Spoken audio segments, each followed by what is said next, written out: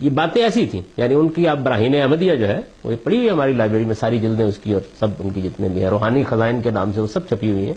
ان کو آپ پڑھیں جب تو آپ کو یہ معلوم ہوا کہ ایسی باتیں ہیں. یعنی انہوں نے بہت دلائل دیے اس بات کے کہ نبوت جو ہے وہ اس کا مطلب یہ ہے.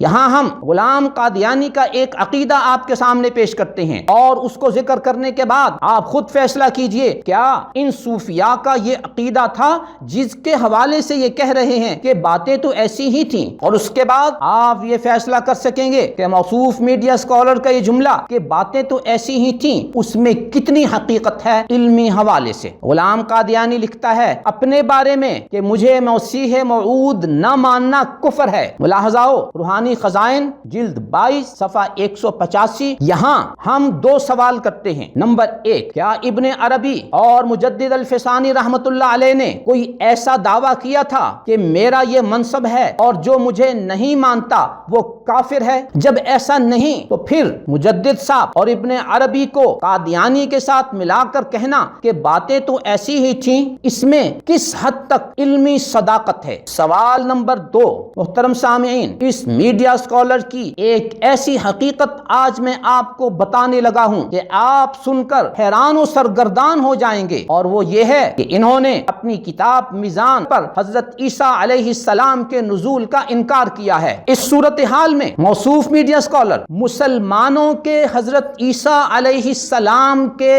جو سچے عیسیٰ ہیں ان کے نزول کا تو انکار کر رہے ہیں، اور یہ غلام قادیانی جو اپنے عیسیٰ ہونے کا دعویٰ کر رہا ہے، جو اپنے مسیح موعود ہونے کا دعویٰ کر رہا ہے، یہ اس جھوٹے عیسیٰ اور جھوٹے مسیح موعود کی تائید کر رہے ہیں. یہاں میں اور آپ بجا طور پر اس میڈیا اسکالر سے یہ سوال کر سکتے ہیں کہ جناب آپ ہمیں ذرا یہ بتائیں تو صحیح کہ آپ غلام قادیانی کو عیسیٰ مانتے ہیں یا نہیں. اگر مانتے ہیں تو پھر بات کھل کر واضح ہو گئی، آپ غلام قادیانی کے پیرو ہیں اور غلام قادیانی کے ترجمان ہیں. اور اگر آپ غلام قادیانی کو عیسیٰ نہیں مانتے، مسیح موعود نہیں مانتے، تو غلام قادیانی کے اس موقف کے حوالے سے، اس فتوے کے حوالے سے آپ خود کافر ہیں. جب آپ غلام قادیانی کے نزدیک کافر ہو گئے تو آپ کس کا دفاع کر رہے ہیں؟ یہ تو ذرا ہمیں بات بتائیے. یہ کہنے سے پہلے کہ صوفیاء کی ان عبارت کا تذکرہ کر کے آپ کہیں کہ باتیں تو ایسی ہی تھیں، الغرض آپ چینل پر آئیے اور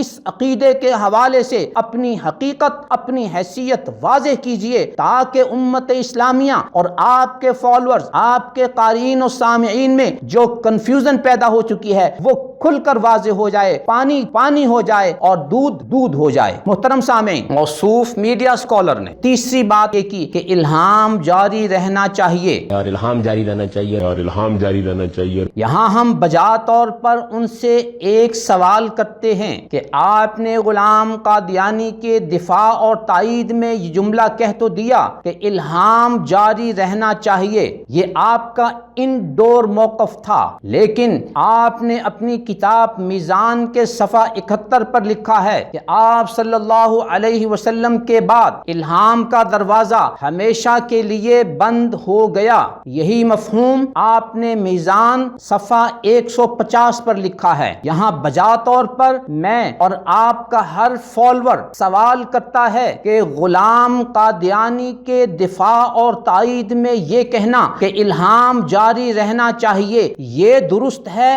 یا آپ کا وہ موقف درست ہے جو آپ نے اپنی کتاب میزان میں لکھا ہے؟ اگر آپ کی تائید و دفاع یہ درست ہے تو آپ کا آؤٹ ڈور موقف غلط ہے، اور اگر میزان میں لکھا ہوا آپ کا موقف درست ہے تو پھر غلام قادیانی کی یہ تائید غلط ہو جائے گی. یوں آپ کے انڈور اور آؤٹ ڈور موقف میں جو تضاد ہے، ہم اور آپ کے فالوورز اس بات کے منتظر ہیں کہ آپ آئیں اور اپنے اصلی موقف کو واضح کریں جو آپ کا صحیح ترجمان ہو. یوں آپ انڈور کچھ کہہ رہے ہیں اور آؤٹ ڈور کچھ کہہ کر اپنے فالوورز کو پریشان کر رہے ہیں.